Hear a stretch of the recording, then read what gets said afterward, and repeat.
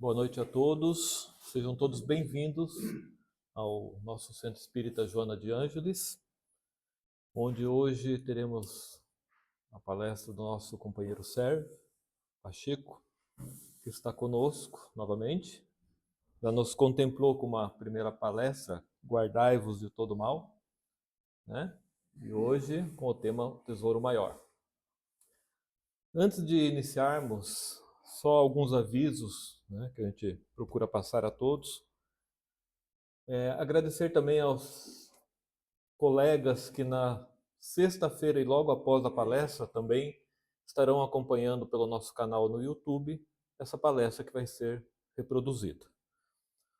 O nosso Centro Espírita Joana de Ângeles mantém as seguintes atividades. Às quartas-feiras nós temos 2 grupos de estudos.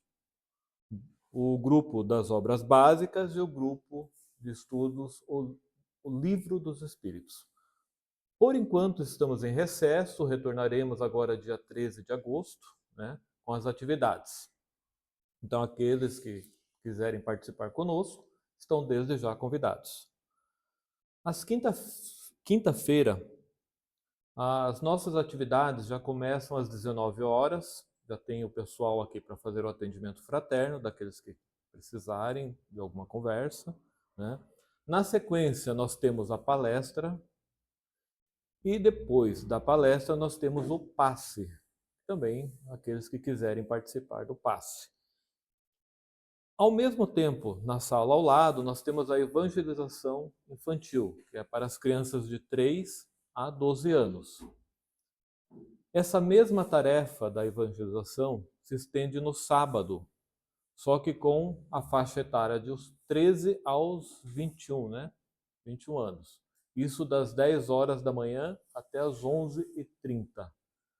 Estamos em recesso também, retornaremos no dia 13, mas estão convidados aqueles que tiverem seus filhos ou os jovens em casa, podem trazê-los para cá. No sábado, nós temos 2 grupos, nos finais de semana, temos 2 grupos de estudos online. No sábado, pela plataforma Zoom, das 20 às 21h30, está sendo estudado o livro Deus na Natureza, de Camille Flammarion. Esse grupo a gente colocou lá os clássicos do Espiritismo. Então começamos com essa obra, né? Isso no sábado. E aos domingos temos o grupo Allan Kardec de Estudos Avançados da Doutrina Espírita, onde está sendo abordado a Revista Espírita, né, e algumas obras. Para participar desses grupos, quem estiver interessado, depois ao final pode procurar o nosso pessoal para saber como que faz para se inscrever. Tá bom? Ou seja, o Joana de Ângeles está promovendo uma campanha também, que é a campanha do agasalho. Nós estamos fazendo a arrecadação de agasalhos, alimentos, né? E às sextas-feiras, a cada 15 dias, estamos fazendo uma atividade que a gente denominou Ronda Fraterna, atendendo alguns moradores de rua. Amanhã nós teremos essa atividade. E nesse momento nós levamos um lanche para atender essas pessoas, as roupas que vão chegando para a gente vai separar e entregar para algumas delas também. Então aqueles que puderem e quiserem colaborar, trazendo alimentos, roupas para deixar ali, pode ser aos cuidados da Beth, ela que está cuidando dessa área, também será bem-vindo. Juntamente, outra campanha que a gente ajuda, o caminho do Evangelho, é com o Nota Paraná, porque eles têm uma atividade assistencial lá, e aquele cupom que a gente não coloca o CPF, se vocês quiserem trazer e deixar aqui, nós juntamos esses cupons e entregamos ao caminho do Evangelho. Ok? Antes de fazer a apresentação do nosso palestrante, vamos fazer uma oração para iniciar, né? Pedindo a Deus, nosso Pai, a Jesus, o nosso Mestre Maior, que nos abençoe nessa noite em que aqui nos encontramos. Nos deslocamos dos nossos lares para escutar um pouco mais da palavra do Senhor. Pedindo a proteção, o amparo, o entendimento que se faz necessário para colocarmos esses estudos em prática nas nossas vidas. Sendo assim, Senhor, pedimos humildemente, protege-nos, abençoa-nos e fica conosco nessa noite. Que assim seja. O nosso companheiro Sérgio Luiz Pacheco, ele é natural do Rio de Janeiro, tornou-se espírita na adolescência, quando era aluno do Colégio Militar do Rio de Janeiro e participava das atividades doutrinárias do núcleo da Cruzada dos Militares Espíritas. Nas dependências daquele educandário e da Mocidade Espírita do núcleo da Praia Vermelha. No movimento espírita fluminense, além da CME, da Cruzada dos Militares Espíritas, esteve vinculado ao Solar Bezerra de Menezes, na capital, e à Sociedade Espírita Fraternidade, em Niterói. Em Curitiba, desde 1997, está vinculado à Sociedade Espírita Renovação, da qual atua como conselheiro, coordenador do grupo de estudos e palestrante. Participa ainda das atividades doutrinárias do Centro Espírita Filhos da Verdade. Na Federação Espírita do Paraná, é coordenador da palestra pública e palestrante do Centro de Estudos e Pesquisas Espíritas, o CEP. Tem formação acadêmica em Ciências Náuticas, Engenharia Mecânica e Direito. Aposentou-se como analista judiciário na Justiça do Trabalho aqui no Paraná. Então, Sérgio, que Deus abençoe você nessa noite e nos conduza com a tua palestra. Por favor.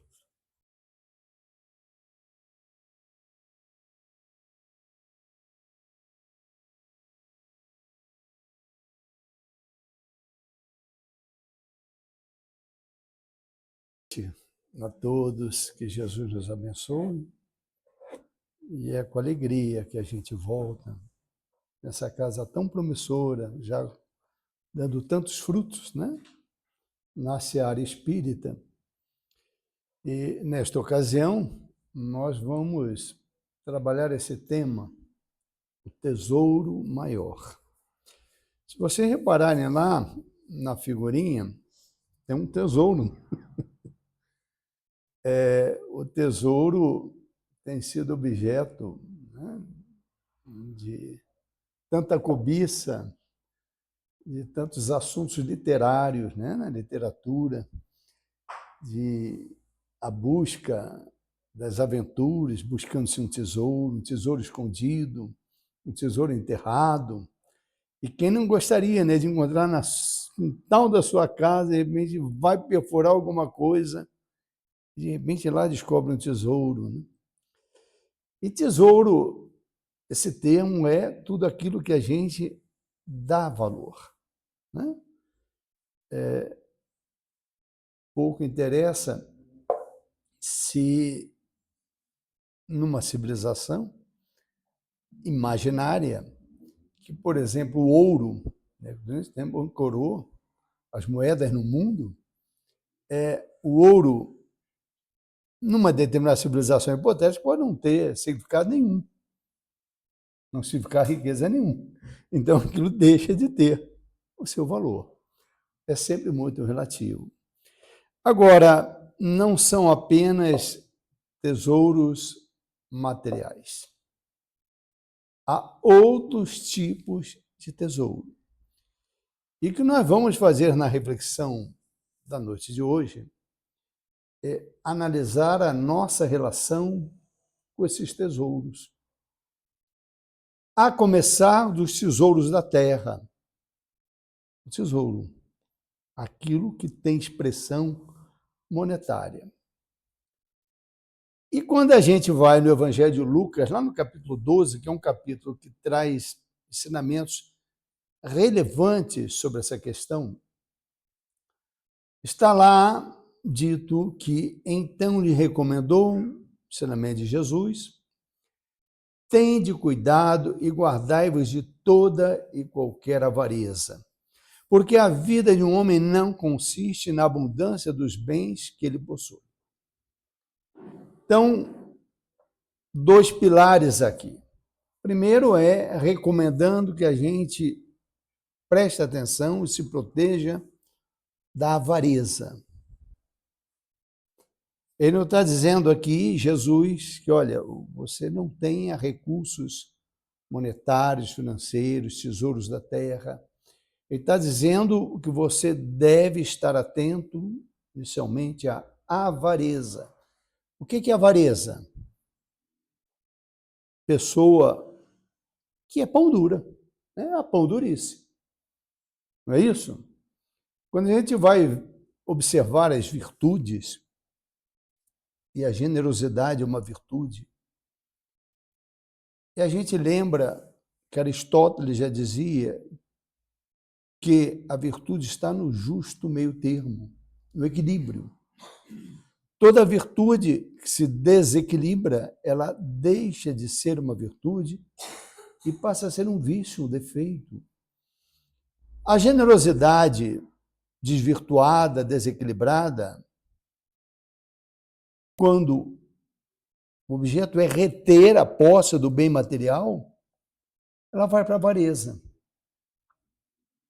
Ou ao contrário, quando não se retém nada, não se dá o menor valor absolutamente nada, e desequilibrado vai para a prodigalidade. Todos nós conhecemos a parábola do filho pródigo.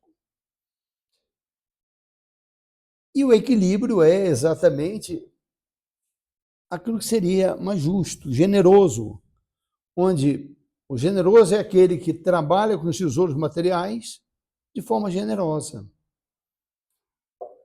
Quando se está dizendo que a gente deve se guardar, é prestar atenção, porque os tesouros da terra nos convidam muito a esse deslize, a escorregarmos pelo despenhadeiro da avareza. Mas também que diz que a vida de um homem não consiste, um homem aqui no sentido de ser humano, não consiste na abundância dos bens, os bens se referindo aos bens materiais. Ou seja, nós não somos o que temos no bolso, no cofre, na conta bancária. Nós somos o que nós somos. É a nossa essência. Não é o que nós possuímos de bens materiais. Isso é importante dizer, que parece algo muito óbvio, mas o nosso comportamento humano, basta ver na Terra. Como é que a gente dirige as nossas metas de vida? Será que não é nos valores do ter e não do ser? E há uma parábola nesse mesmo capítulo 12 do Evangelho de Lucas, que é muito interessante, né? Nós vamos ler aqui essa parábola, muito rápida.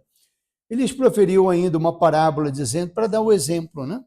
O campo de um homem rico produziu em abundância e arrazoava consigo mesmo, dizendo, o que farei, pois não tenho onde recolher os meus frutos? Quer dizer, houve uma produção em abundância. Ele produziu muito mais daquilo que ele estava esperando. Do ponto de vista dos negócios, do ponto de vista material, excelente, né? Quem não quer, na sua produção, ter um excesso de produção? Né? Aí ele disse, farei isto, destruirei os meus celeiros, construí-los-ei maiores, e aí recolherei todo o meu produto e todos os meus bens. Então direi à minha alma, tens em depósito muitos bens para muitos anos. Descansa, come, bebe, regala-te. Isso não é o sonho de consumo de muita gente? Quer dizer, produz o suficiente para ter o excesso, e o excesso vai garantir o seu conforto material para muitos e muitos anos. Quando a gente acompanha na imprensa sobretudo celebridades, grandes esportistas, jogadores, com contratos milionários.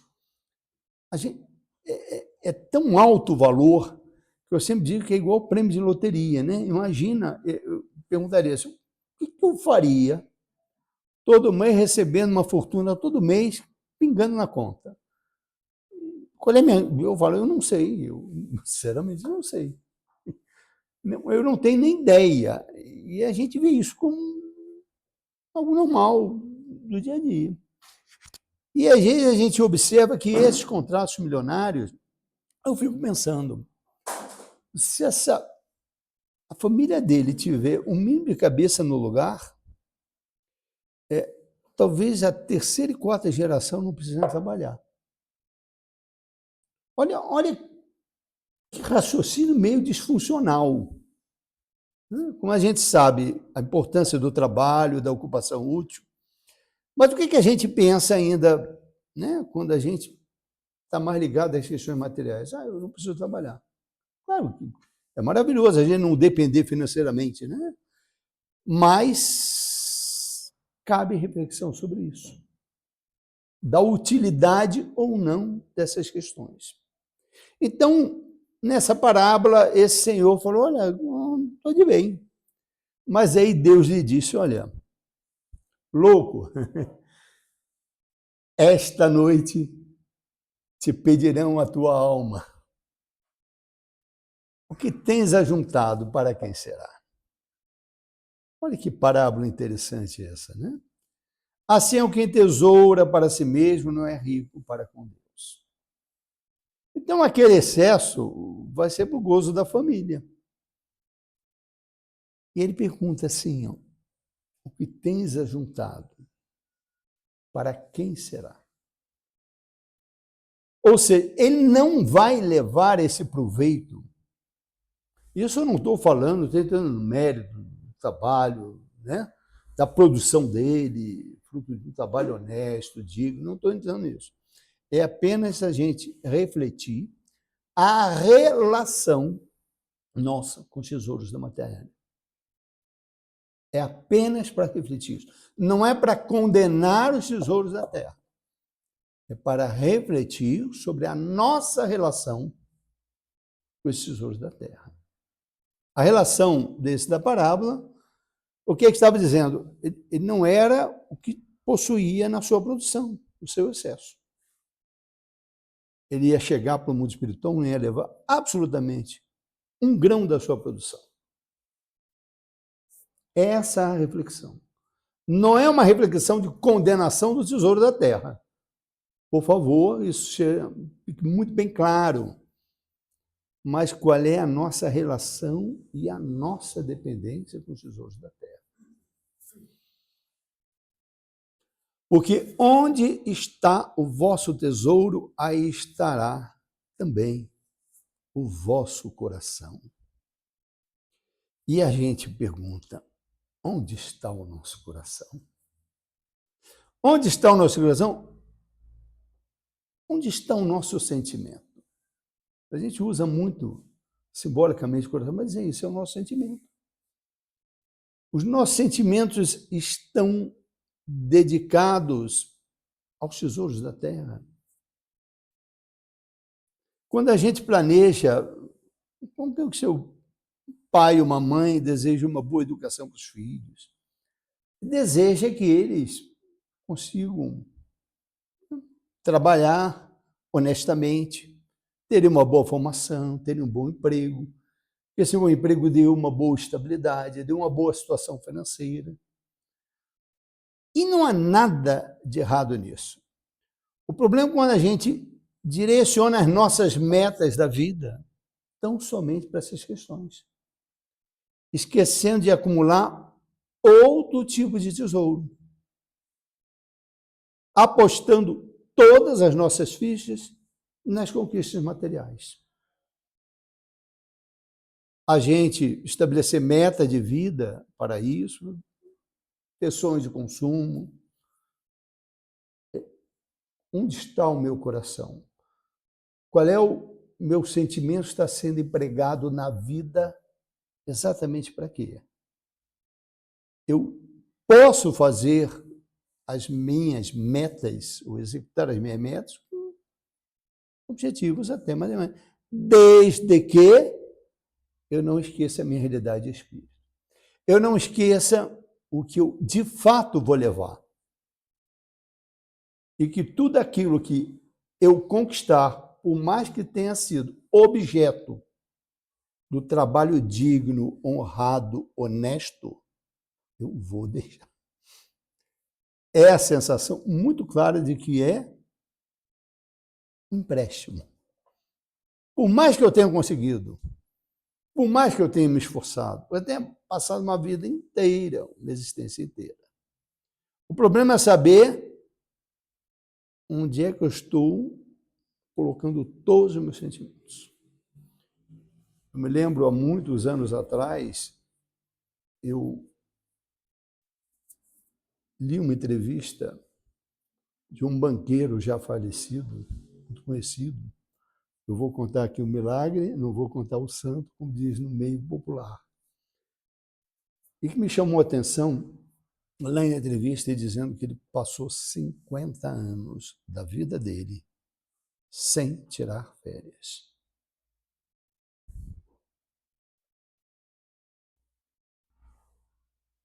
Ele tinha família. Não sou eu que vou julgar, porque a gente não cabe julgar ninguém. É apenas a reflexão de situação que fico. Eu não tenho condições de saber qual era a relação.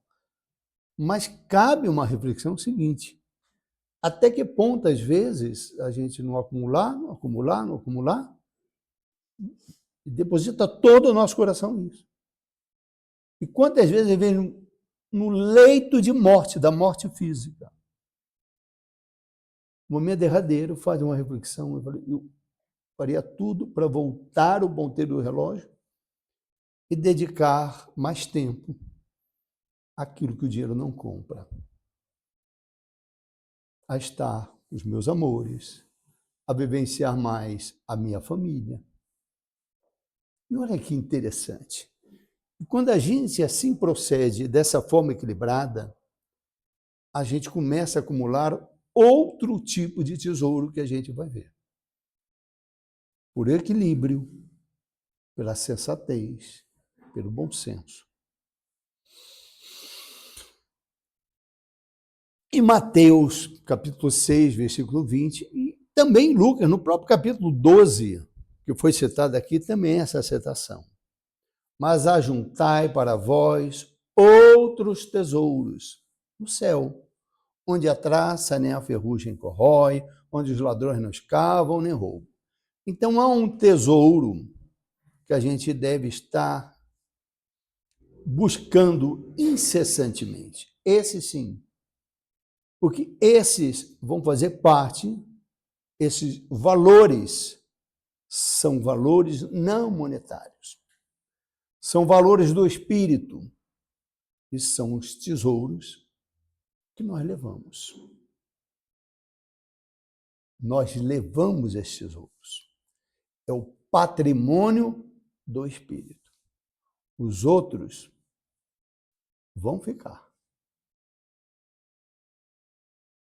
Nós podemos passar uma vida toda perseguindo um bem material, com toda a possibilidade de fazer, não há nada de errado nisso. Mas nós temos que saber que nós vamos deixar. E o que é que a gente leva? É o patrimônio do Espírito. E o que é patrimônio do Espírito? Qual é o verdadeiro tesouro? Qual é a verdadeira propriedade? E aqui a gente vai se valer dos ensinamentos do Espírito Pascal. Pascal, grande matemático, lá do século XVII, grande matemático, deixa uma mensagem extraordinária chamada a verdadeira propriedade no Evangelho segundo o Espiritismo, no capítulo 16, não se pode servir a Deus e a Mamon. Mamon significado de Mamon é dinheiro. Não se pode servir a Deus e ao dinheiro. Dinheiro é bem material, é instrumento. que nós vamos deixar. A nossa relação não pode ser uma relação de subjugação a este dinheiro.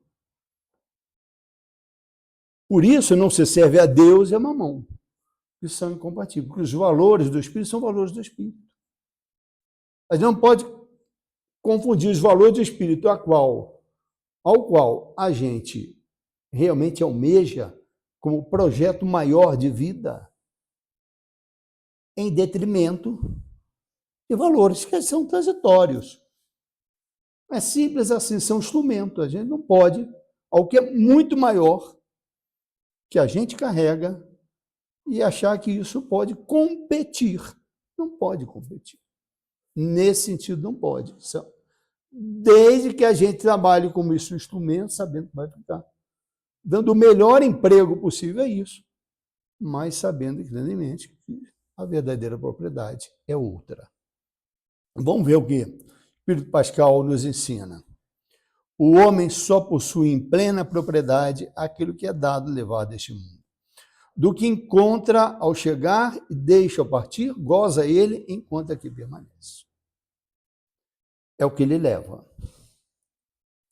Forçado, porém, que é a abandonar tudo isso, não tem das suas riquezas a posse real, mas simplesmente o usufruto. Que é então que ele possui? Olha o que o Espírito Pascal diz. Nada do que é de uso do corpo. Nada, tudo o que é do uso da alma. A inteligência, os conhecimentos, as qualidades morais. É o que nós somos. É o que nós vamos levar. Nada que é do uso do corpo. Nada, absolutamente nada. Nada. Isso a gente vai deixar. Mesmas coisas, né, que a pessoa, as coisas que a gente tinha certo significado para determinadas pessoas e às vezes não tem para outras. Eu cito um exemplo pessoal, que o meu pai tinha como hobby eletrônica, ele gostava muito, né? Hoje todos os carros têm relógio digital, né? Isso é padrão. Na época não tinha. E ele fazia o relógio digital e colocava no carro, no painel do carro, bonitinho. Era um hobby dele. Quando ele desencarnou, tinha todas as ferramentas dele, e eu nunca curti isso. Nem eu, nem meu irmão. E nós doamos até para um senhor que curtia também muito isso, doamos. Não é que ele fizesse uma dependência disso, mas isso mostra bem a transitoriedade. Ele utilizava, e bem utilizava isso. Isso era um momento de lazer dele, construtivo, para o bem, de utilidade. Mas apenas para mostrar o seguinte, isso ficou. Isso ficou. Não era grande fortuna, não era nada, era apenas o hobby dele. Então, a gente vai levar as nossas qualidades morais. Um espírito progride, do ponto de vista espiritual, pelas suas qualidades morais. Quanto mais ele adquire qualidades morais, né, dentro da lei, da justiça, do amor, da caridade, é o que ele vai levar, é o patrimônio dele. São as virtudes. Eu sempre digo que muita gente é aficionado, quando vai ler a literatura de Luiz, fala, né, de bônus hora, né? Como a gente escuta. Eu estou fazendo... Não, meu amigo. Esqueça bônus hora. Bônus hora é uma expressão que o Espírito utilizou. A moeda, entre aspas, é virtude. É virtude. Isso vai te colocar numa situação ou noutra no mundo espiritual. Numa situação de felicidade ou de infelicidade. Muito bem.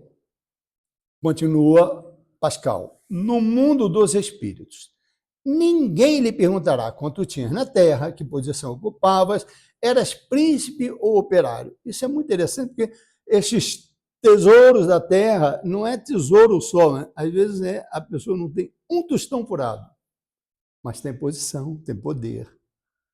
ter prestígio na sociedade. Olha só, tem vaidades, tem orgulho. Isso fica.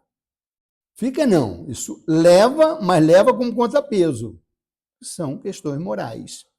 Né? Que posições ocupava, se era príncipe, isso daí.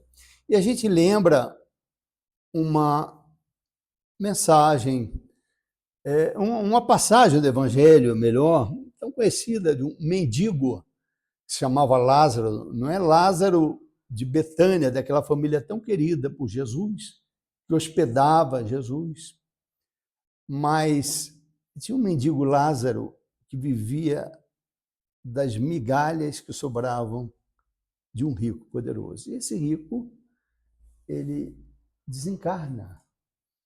E quando chega no espiritual, os dois desencarnaram, ele vê que aquele mendigo estava em todo o esplendor espiritual. E ele, que era o Todo-Poderoso, e ele fica muito assustado e pede ao pai Abraão: permita que eu volte para falar para os meus familiares. E o pai Abraão: não adianta.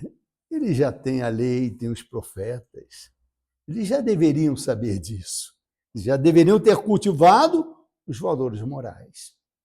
Porque o pequenino da terra se tornou grande no mundo espiritual. O tesouro dele, deste mendigo Lázaro, do ponto de vista moral, era de grande envergadura. Então, se a gente lembra, né? Se era príncipe operário. Perguntar-lhe-ão: que trazes contigo? Não se levariam os bens nem os títulos, mas a soma das virtudes que possua. Ora, sob esse aspecto, pode operar o ser mais rico do que o príncipe. Perguntar-lhe-ão, que trazes contigo? Não se lhe avaliarão os bens nem os títulos, voltando a repetir, mas a soma das virtudes que possui. Por isso que eu digo que essa moeda, entre aspas, é virtude. Quanto mais virtudes, melhor a nossa condição. Maior o nosso tesouro verdadeiro, o tesouro do Espírito. E vamos a alguns exemplos? Vamos a alguns exemplos. Lá no céu o inferno, ou a justiça divina, segundo o Espiritismo, essa obra que faz parte das obras fundamentais da doutrina espírita, também chamada de obras básicas, está completando 160 anos. Essa obra ela foi escrita a partir da última parte de O Livro dos Espíritos, a quarta parte, né?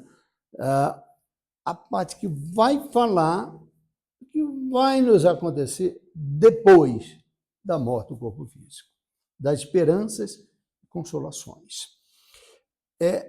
Esse livro é trabalhado em duas partes. A primeira parte é chamada Doutrina, onde Kardec vai trabalhar habilmente todo o conceito doutrinário que vai embasar aquelas visões de céu e de inferno, que a doutrina espírita substitui pela realidade espiritual ou de tormento, não de local físico, não de penas eternas. O primeiro capítulo é o porvir e o nada. Ele vai analisar as teorias materialistas que acreditam que tudo acaba com a morte, e ele vai refletir como é que isso não acaba.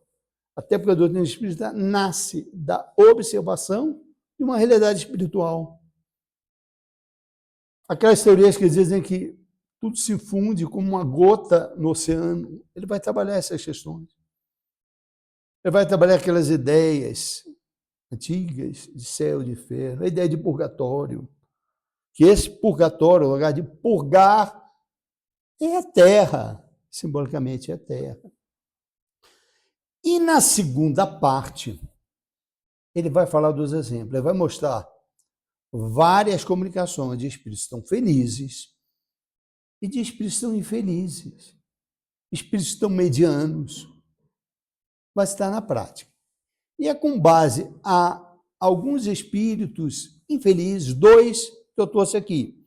Mas antes de falar 2 desses espíritos do céu e inferno, eu vou trazer uma outra comunicação dada no capítulo Meu Reino Não É Desse Mundo, no Evangelho segundo o Espiritismo. É a mensagem de uma rainha da França, que ela não se identificou, né? Especula-se que tenha sido Maria Antonieta. Então, uma rainha francesa, está lá no capítulo 2, Meu Reino é Deste Mundo. E diz essa rainha, quem melhor do que eu pode compreender a verdade dessas palavras de Nosso Senhor? O meu reino não é deste mundo. O orgulho me perdeu na terra. Quem, pois, compreenderia o nenhum valor dos reinos da terra se eu não compreendia? Que trouxe eu comigo da minha realeza terrena? Nada. Absolutamente nada. E como que, para tornar mais terrível a lição, ela nem sequer me acompanhou até o túmulo. Rainha entre os homens, como rainha julguei que penetrasse no reino dos céus. Por isso que especula que tenha sido Maria Antonieta, porque ela foi decapitada. Não houve um funeral de rainha para ela. Ela perdeu a coroa, literalmente, e a cabeça também. Então, e ela julgava, nas ilusões dela, que seria importante no reino dos céus. Como então compreendi a esterilidade das honras e grandezas que com tanta avidez se requestam na terra?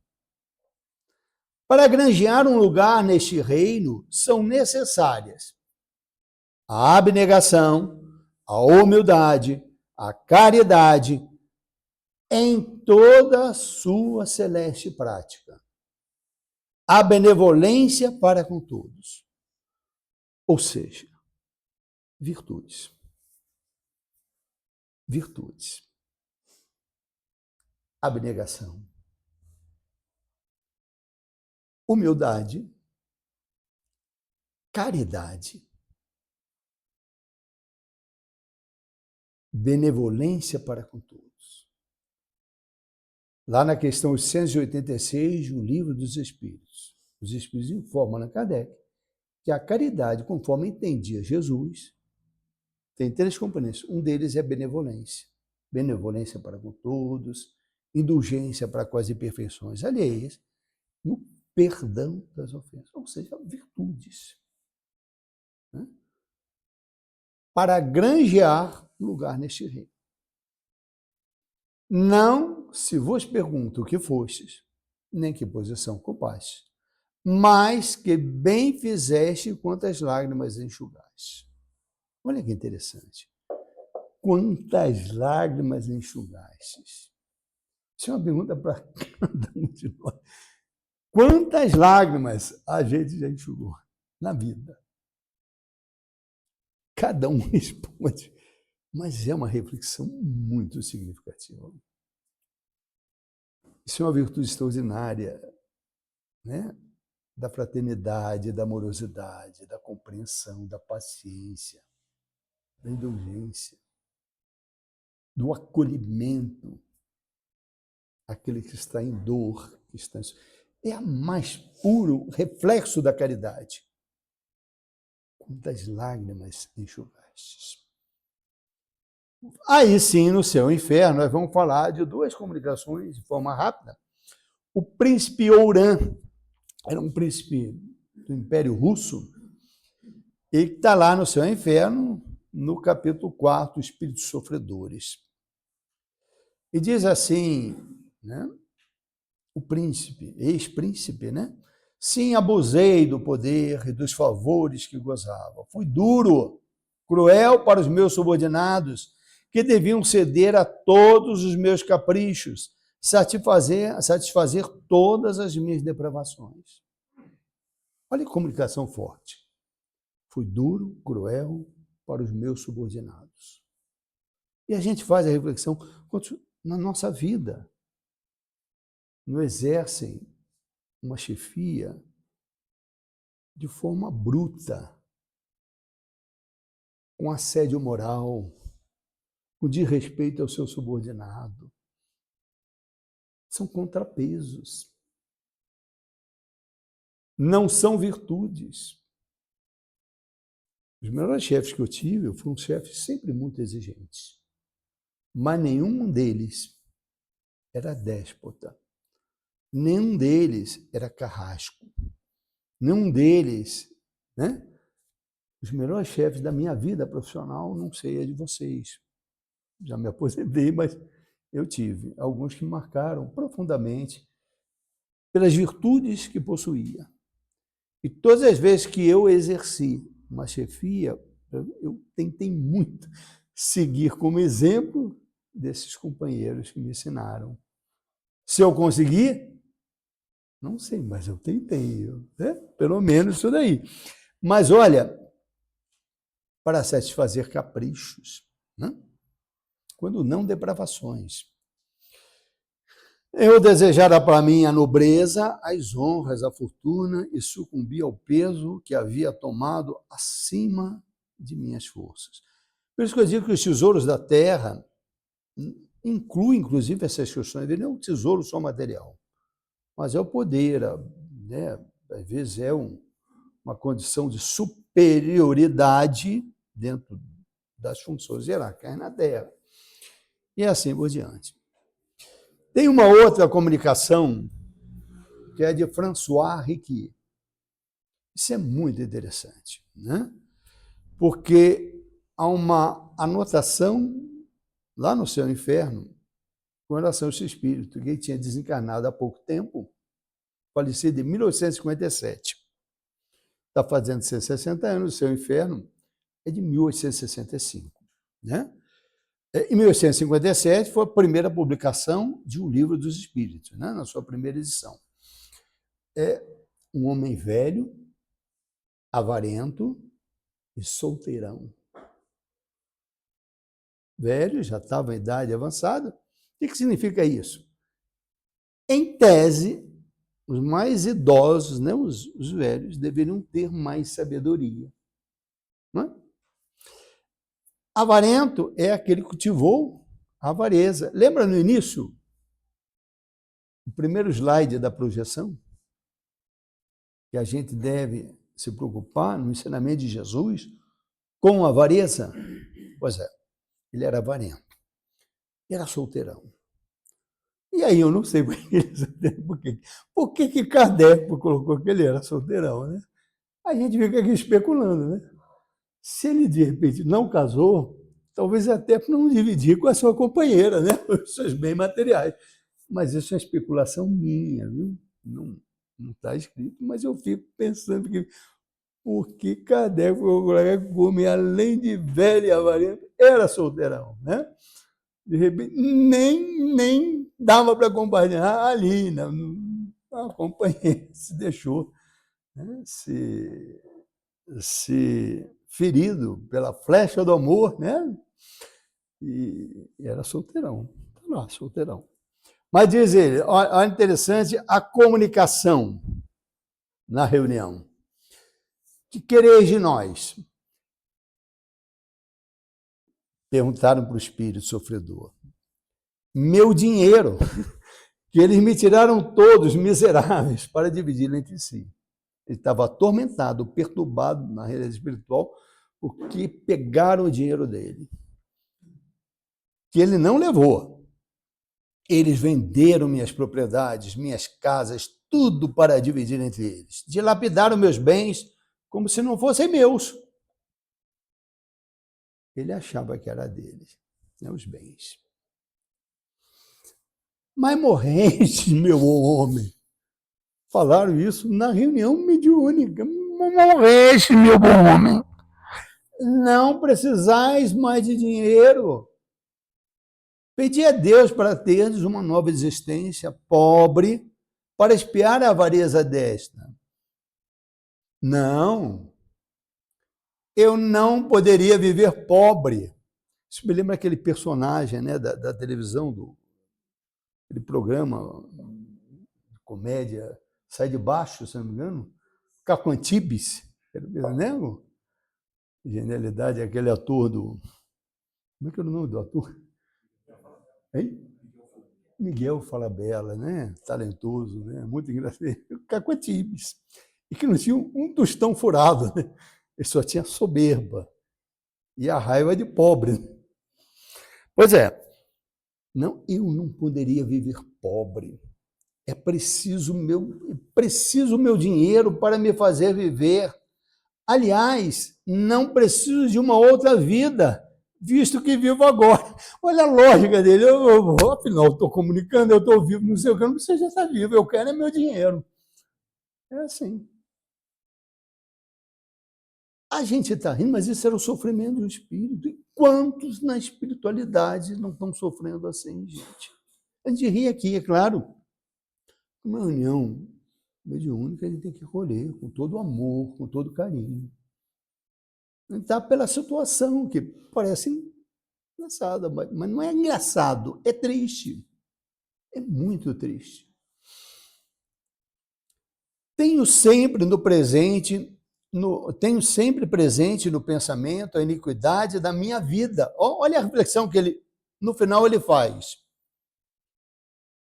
Que foi um assunto de escândalo para muita gente. Ele começa a admitir. Sei bem que sou um miserável, indigno de compaixão, mas sofro tanto que é preciso ajudar-me a sair deste miserável estado. Aí a gente começa a minetar o drama. Aquilo que a gente estava rindo não é para rir. É para a gente ser solidário. Tem inúmeros espíritos assim. Ele começa lá no final a mostrar o tormento dele. Como aquilo era um tormento. E olha o que o pessoal da reunião falou. Oraremos por vós. E ele responde, obrigado. Orai para que eu esqueça das minhas riquezas terrestres. Sem isso, jamais poderei arrepender-me. A Deus, obrigado.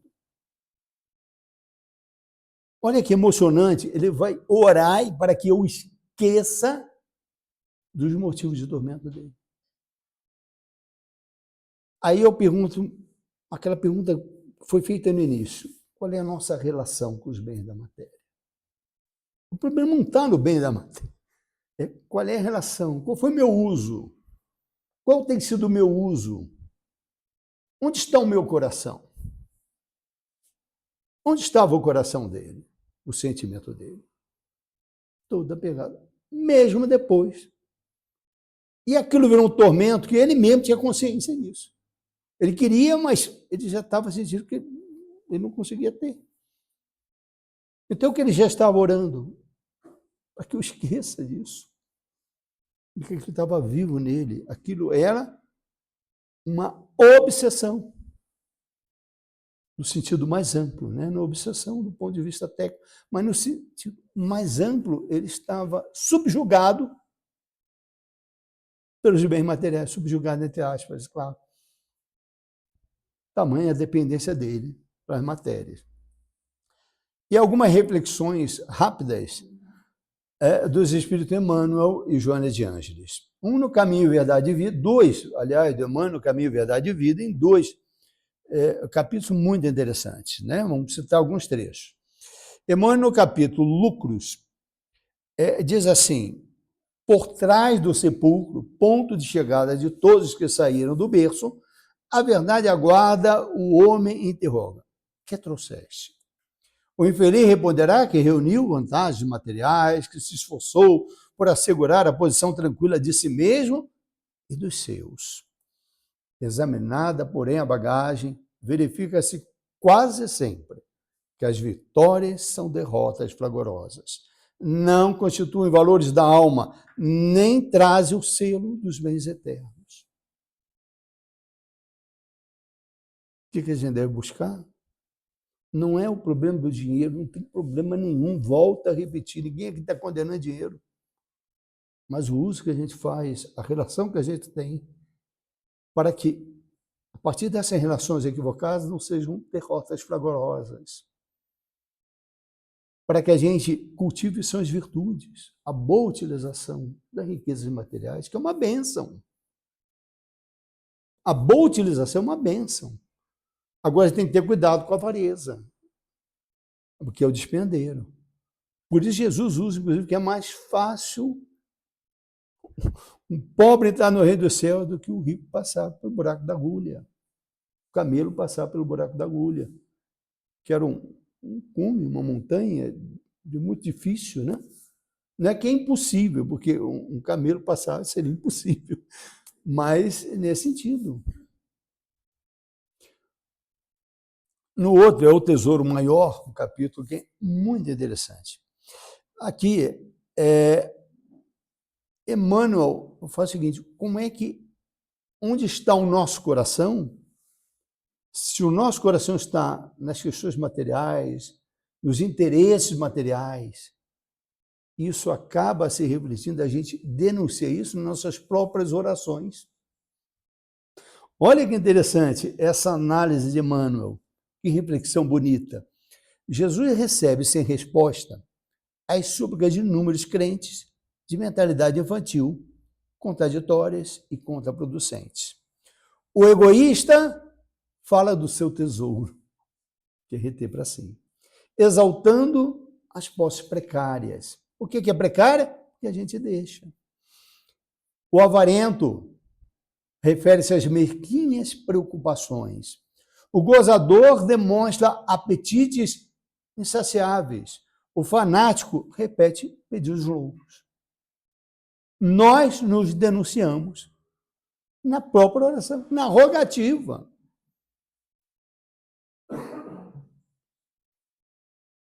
É buscando o tesouro, rogando pelo tesouro e denunciando como nós somos prisioneiros do tesouro.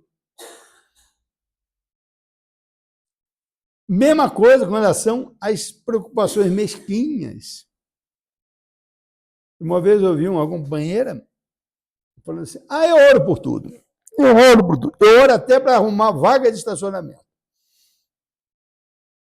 É quando eu achei tão interessante orar por... Gente, pode orar para tudo, até para vaga de estacionamento. Mas será que é legal uma vaga de estacionamento? A não ser que esteja alguém passando mal, aí sim, né? Às vezes tem isso também, né? Aí a gente vai orar assim, eu sou o primeiro a orar, mas eu achei tão engraçado aquilo que ela falou: eu oro até para arrumar a vaga de estacionamento, tá bom. Mas cada um ora da forma que quiser, mas será que não é dentro dessas características? Às vezes a gente não pede coisas mesquinhas, corriqueiras, que cabe a nós, inclusive, responsabilidade na nossa existência. O fanático pede pedidos loucos, e está no fanatismo dele. Né? Aqueles espíritas exaltados, como Allan Kardec se referiu, né? Que não contribuem com a doutrina espírita, ao contrário, são desequilibrados. A doutrina espírita é do equilíbrio. Cada qual apresenta seu capricho ferido como sendo a dor maior. Cristo ouve-lhes as solicitações e espera a oportunidade de dar-lhes a conhecer o tesouro imperecível. E olha, isso é a compaixão, isso é a indulgência. Eu achei muito bonita essa reflexão do Emmanuel. Jesus ouve, espera a oportunidade, da mesma como ele roga a Deus, perdoa, porque eles não sabem o que fazem.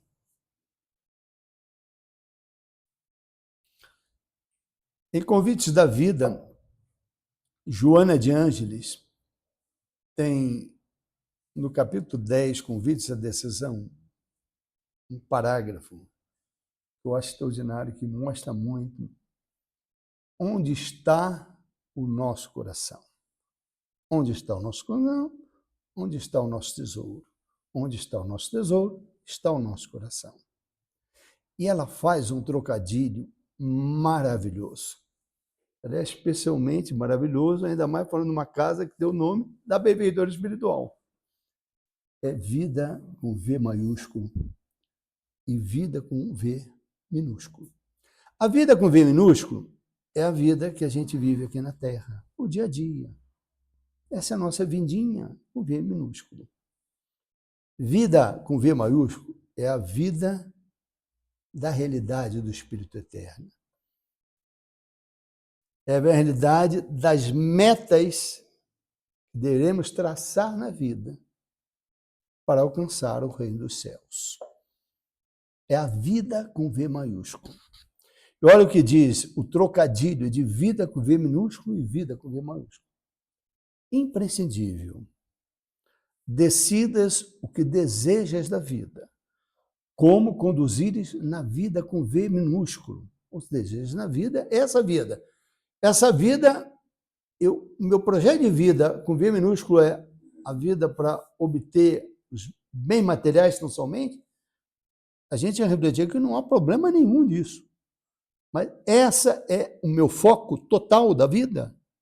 Enquanto eu estiver na Terra, eu esquecer dos valores, dos tesouros do Espírito. Como conduzires essa vida? Como é que eu conduzo essa vida? Será que é passando os outros para trás? Né? Passando rasteira?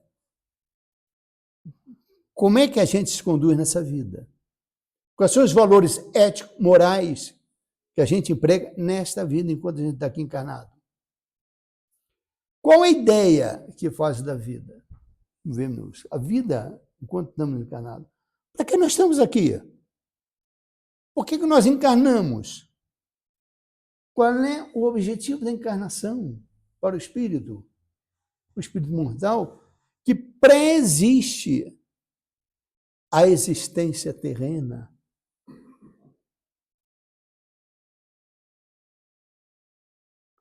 E, por fim, marcha na direção da vida com V maiúsculo.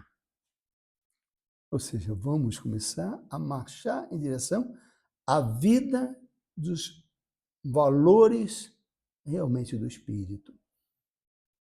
Que venhas a eleger como rota para a verdadeira vida, com V maiúsculo. A verdadeira vida não é a vida transitória enquanto estamos aqui, que é importantíssimo para consolidarmos a situação espiritual de cada um de nós na vida com V maiúsculo. Olha que trocadilho dos mais felizes, eu sou apaixonado por esse parágrafo de Joana de Ângeles. Porque com essas reflexões a gente volta àquela pergunta. E o que tens ajuntado? Para quem será? Quem vai aproveitar? Será que só estamos buscando juntar os tesouros da terra, os tesouros do espírito? Que bom que tenhamos. Aqui nós estamos sentados numa reflexão do espírito, já é sinal que nós estamos buscando algo além. O nosso coração, o nosso sentimento já está vislumbrando os valores do espírito. A buscar a nossa transformação moral, verdadeira e sentida, sem ilusões, a reforma íntima, a buscar as nossas imperfeições e transformar em virtudes, que são os valores do espírito para a vida com V maiúsculo. Então fica a reflexão, volto a dizer, não é com Deus, é a nossa relação, nosso grau de dependência. Que Jesus nos abençoe. Muito obrigado.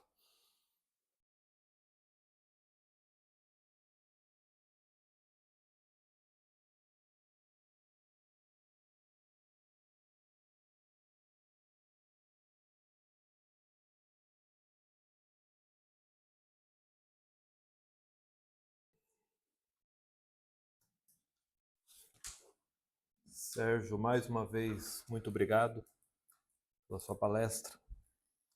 E daí nós tiramos a lição do autoconhecimento, o quão é importante para a nossa vida, né? Para podermos descobrir esse tesouro que temos dentro de nós. Porque nós temos o capitão que não nos abandona nesse navio da vida. E nós temos os mapas, que são vários através da literatura espírita, que nos ensina muito, e as bússolas, né, que nos conduzem a esse tesouro. Basta termos a vontade e a iniciativa para buscá-lo. Então, muito obrigado, né, por essa palestra de hoje. Lembrando que ao final nós temos o passe, o Josse vai conduzi-los, aqueles que quiserem tomar o passe, não é obrigatório, né? Agradeço mais uma vez a presença de todos e vamos orar mais uma vez.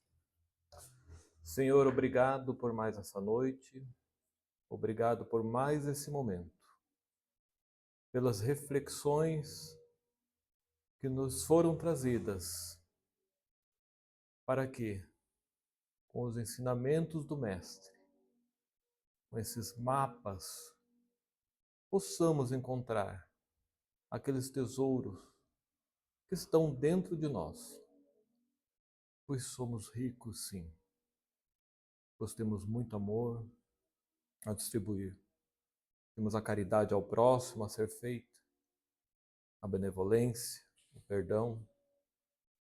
Basta encontrarmos em nós, em nossos corações, este baú verdadeiro e repleto com esse grande tesouro. Por isso, Senhor, nos abençoe mais essa noite. Nos conduz ao retorno dos nossos lares de forma segura e agradecidos por estarmos aqui mais uma vez reunidos em Teu nome. Muito obrigado. Que assim seja.